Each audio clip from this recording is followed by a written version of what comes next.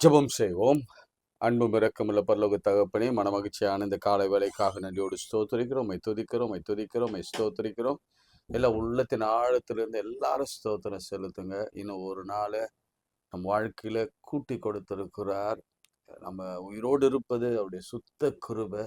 அவருடைய இரக்கங்களுக்கு முடிவில்லை. 1000 தலைமுறை வரைக்கும் அவருடைய இரக்கம் நம்ம இருக்கிறதுக்காக ஆண்டவரை ஸ்தோத்திரிங்க. எல்லாம் கைகளை உயர்த்தியோ அல்லது உள்ளத்தின் ஆழத்தில் இருந்தோ, ஆண்டவரே, என் குடும்பம், என் பெற்றோர், என் பிள்ளைகள், என் உறவின் மக்கள், எங்கள் வருமானம், எங்கள் வேலை, எங்கள் ஊதியம், எங்களுடைய கல்வி, இவை எல்லாவற்றுக்கும் அடிப்படை காரணமே என் ஆண்டவரே இயேசு கிறிஸ்து. அதுக்காக நன்றியோடு ஸ்தோத்தரிக்கிறோம்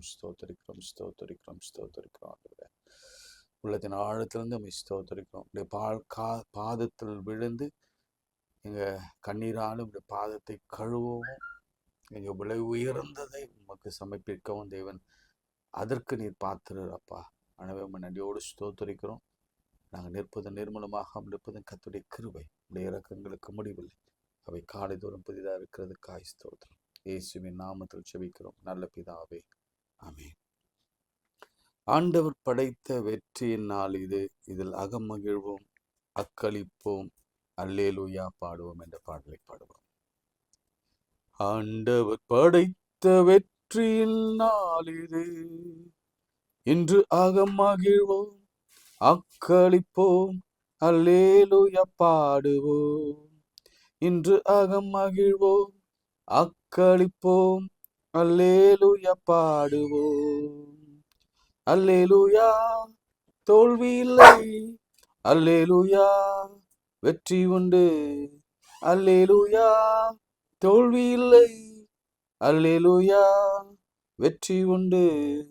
எனக்கு உதவிடும் எனது ஆண்டவர் என் பக்கம் இருக்கிறார். எனக்கு உதவிடும் எனது ஆண்டவர் என் பக்கம் இருக்கிறார்.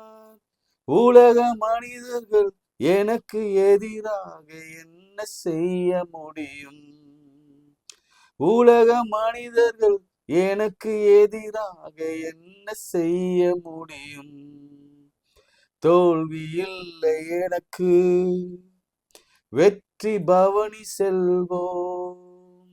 தோல்வி இல்லை எனக்கு, வெற்றி பவனி செல்வோம்.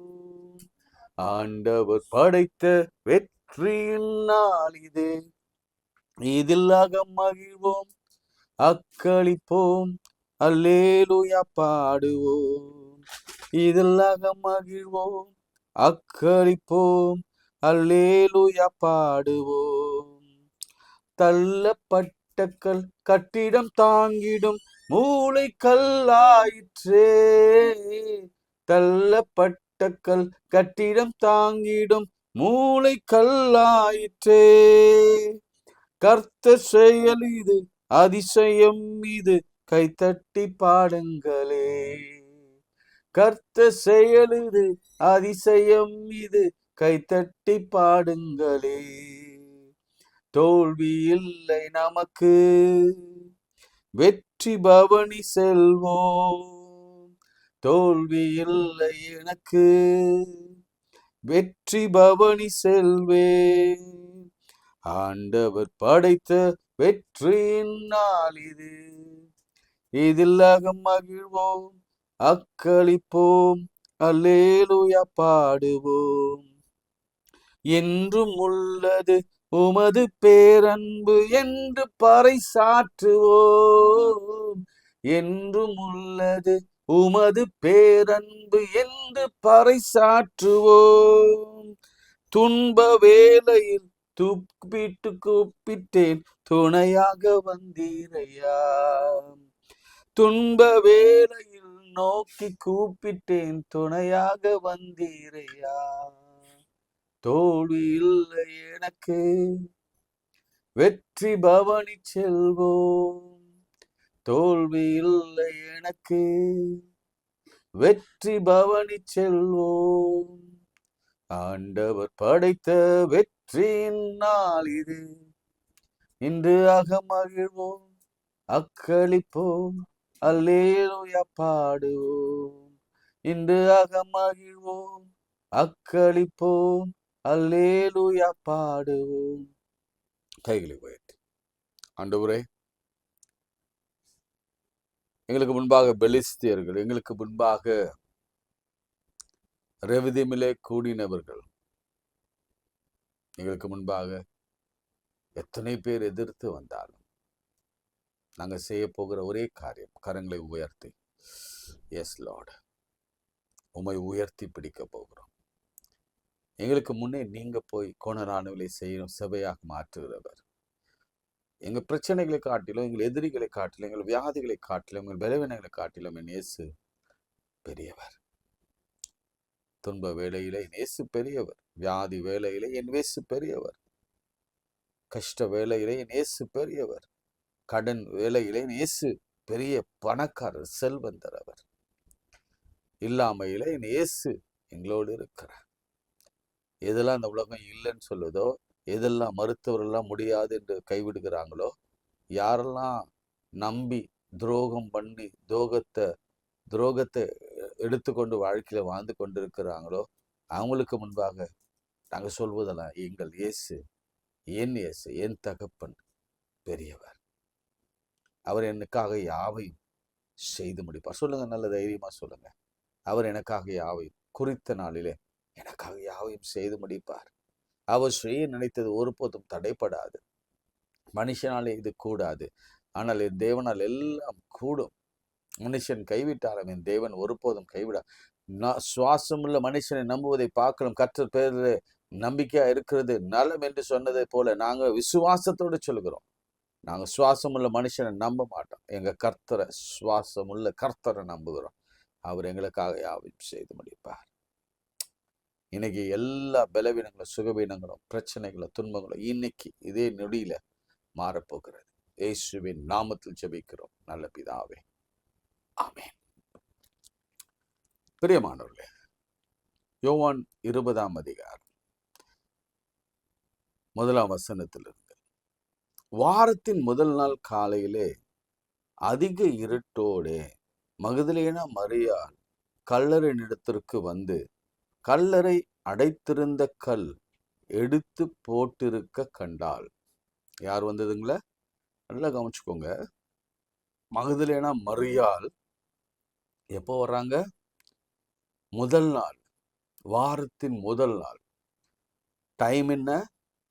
அதிகாலை இருட்டோட.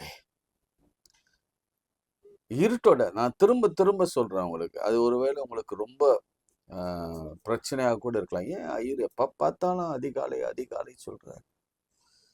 இருட்டோட எழும்புங்க. ஏதோ பிரச்சனை நம்மளை வாட்டிக்கொண்டே இருக்கு. என்ன பண்ணாலும் அது போகல, தீரல, வாழ்க்கையில நல்லதே நடக்கல. அதிகாலை இருட்டோடு எழுந்து ஆண்டவரை தேட வேணும். தேடுகிறவர்கள் கண்டடைவார்கள். இங்க போன பொழுது எங்களுக்கு ஒரு பெரிய அதிர்ச்சி என்னன்னா, இந்த கல் எடுத்து போட்டிருக்கிறதை கண்டாள்.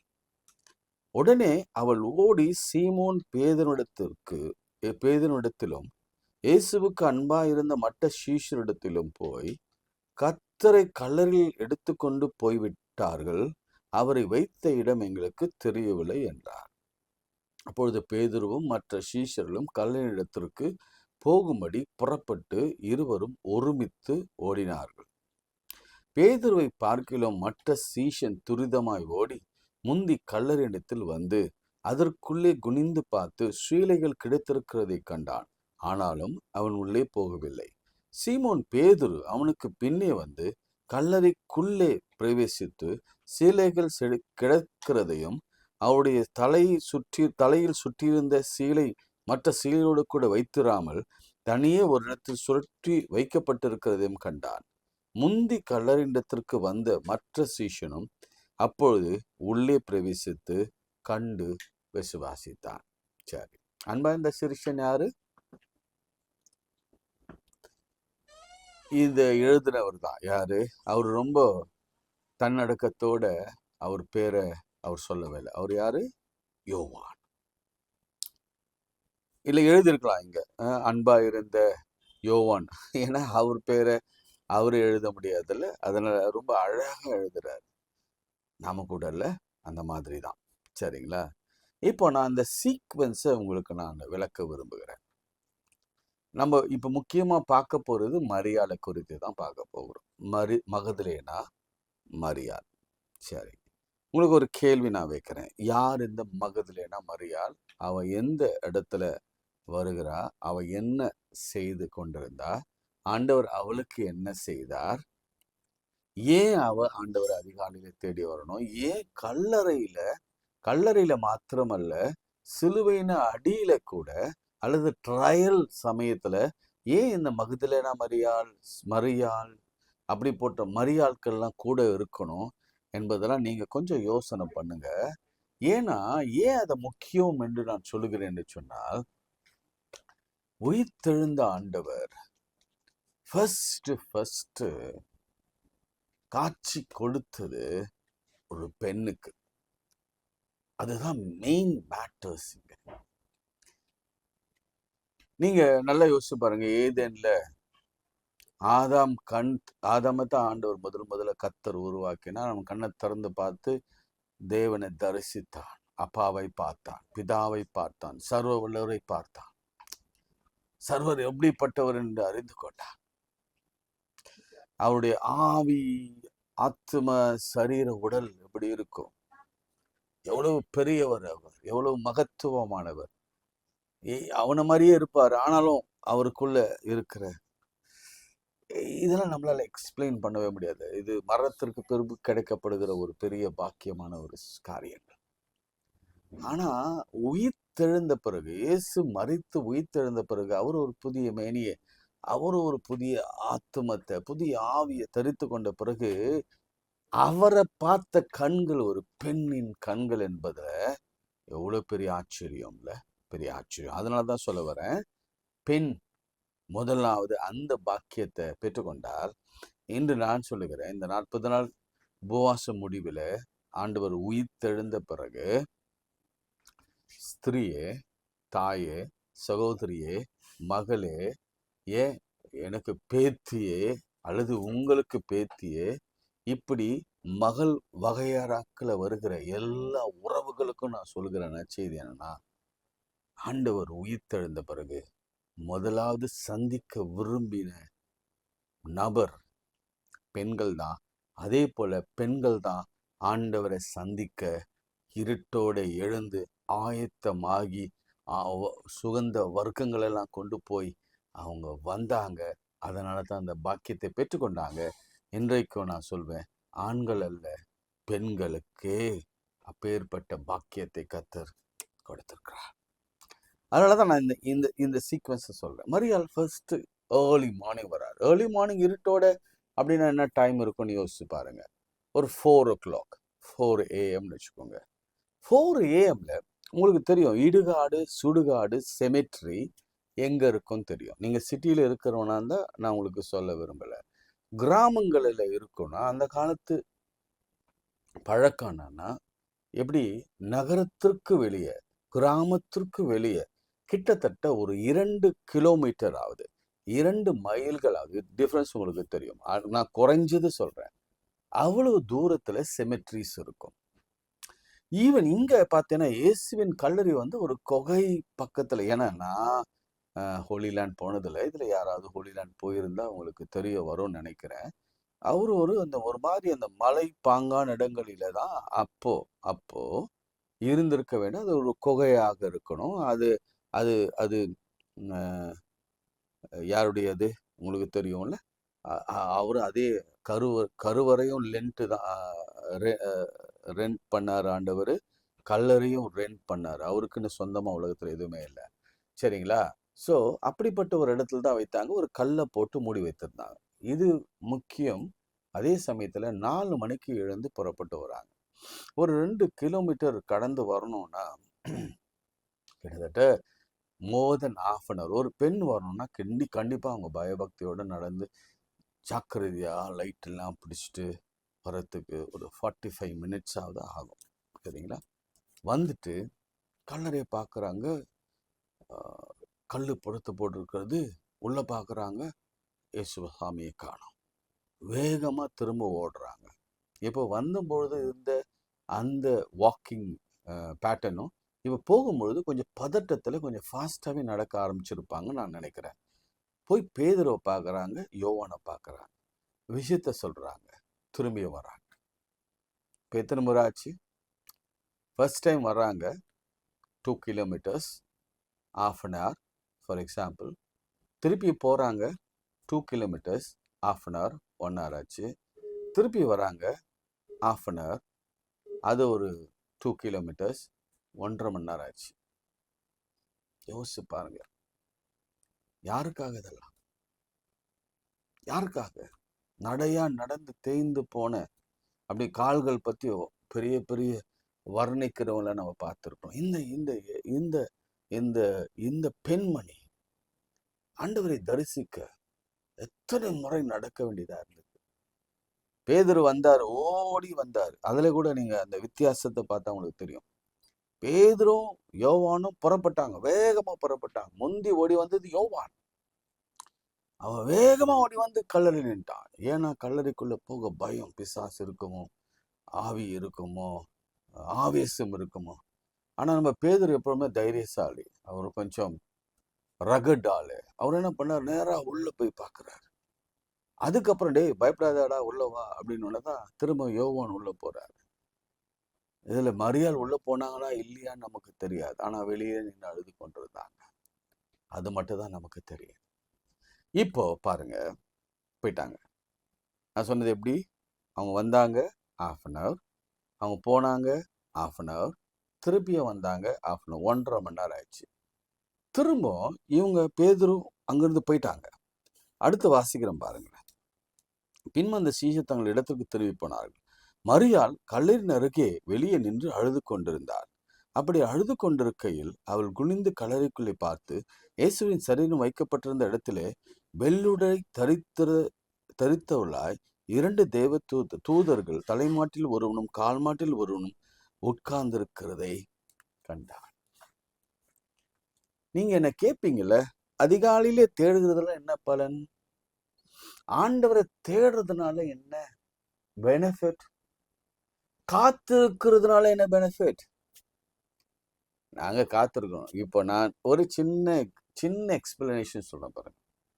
பேதுருவும் யோவானும் மரியாதை மாதிரி இன்னும் கொஞ்ச நேரம் இருந்திருந்தா டெஃபினட்டா அந்த தூதர்களை பார்த்திருக்கலாமா இல்லையா?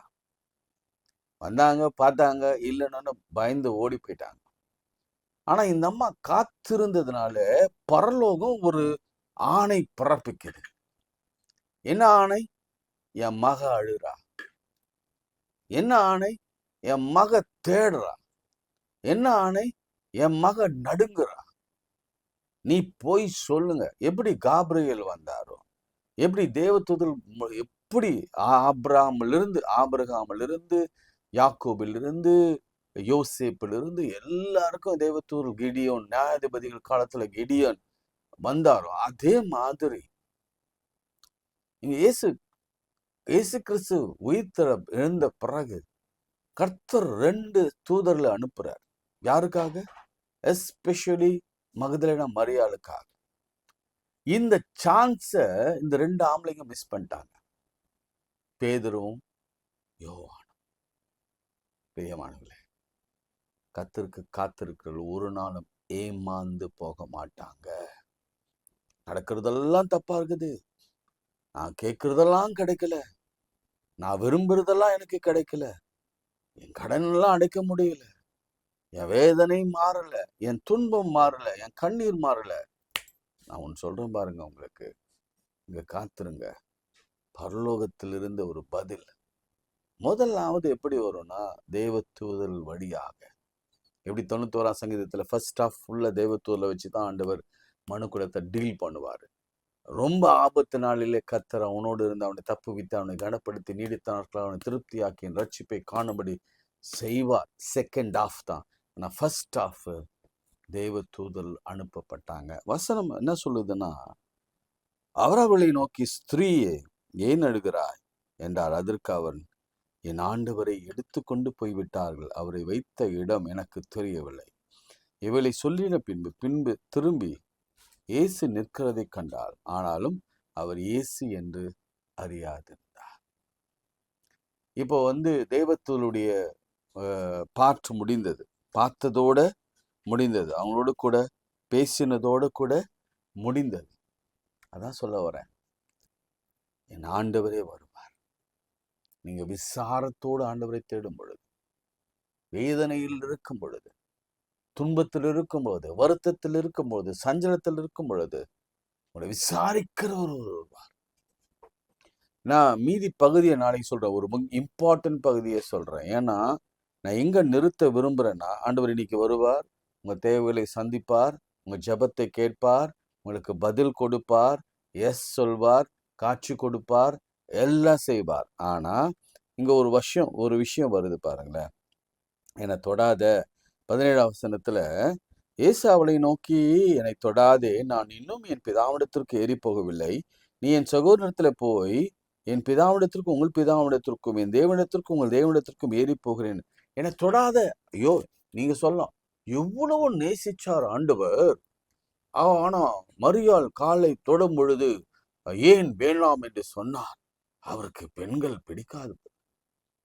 சிலர் பிசங்கம் பண்ணுவாங்க. அல்லது நீங்களே கூட யோசிப்பீங்க, ஏன் ஆண்டவர் தொடவே விரும்பல விடல, வந்துட்டாருங்க. ஏன்?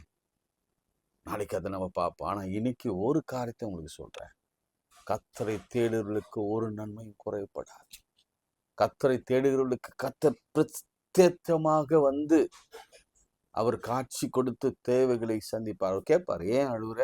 உனக்கு என்ன பிரச்சனை? என்னதானே தேடுற? நான் வந்துட்டேன். நீ எதை தேடுறியோ அதை நீ பார்ப்ப. எதை கேட்கிறியோ அது உனக்கு கொடுக்கப்படும்.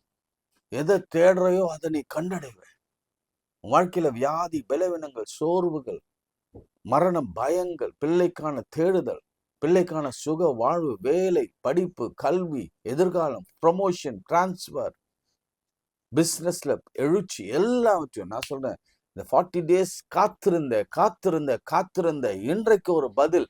இயேசு தாமே என்று நின்று சொன்னார், ஏன் அழுகிறாய்? யாரை தேடுகிறாய்? ஜெபம் பண்ணும். அன்புள்ள ஆண்டவரே, ஆறுதலான வார்த்தைக்காய் ஸ்தோத்திரம். ஏன் அழுகுற?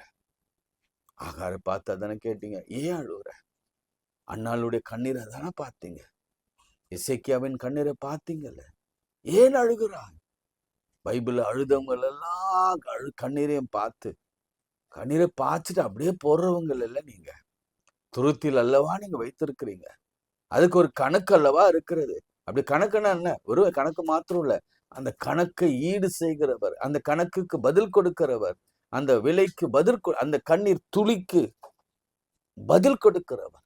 அது கொஞ்சம் மில்லிமீட்டராக கூட இருக்கலாம், கொஞ்சம் நீர் கசந்து இருக்கலாம், அதற்கு பதில் கொடுக்கிறேன் ஆண்டவர். இன்னைக்கு பதில் கொடுக்கிறதுக்காக ஸ்தோத்திரம்.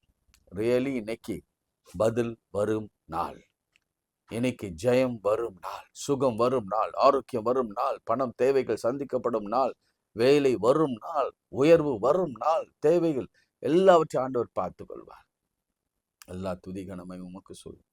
இயேசுவின் நாமத்தில் ஜெபிக்கிறோம் நல்ல பிதாவே, ஆமென். நமது ஆண்டவராக இயேசு கிறிஸ்துவின் கிருபை, பிதாவாகி தேவனுடைய அன்பு, பரிசுத்த ஐக்கியம் நம் அனைவரோடும் இன்னும் சதாக்கள் நிலைத்திருப்பதாக.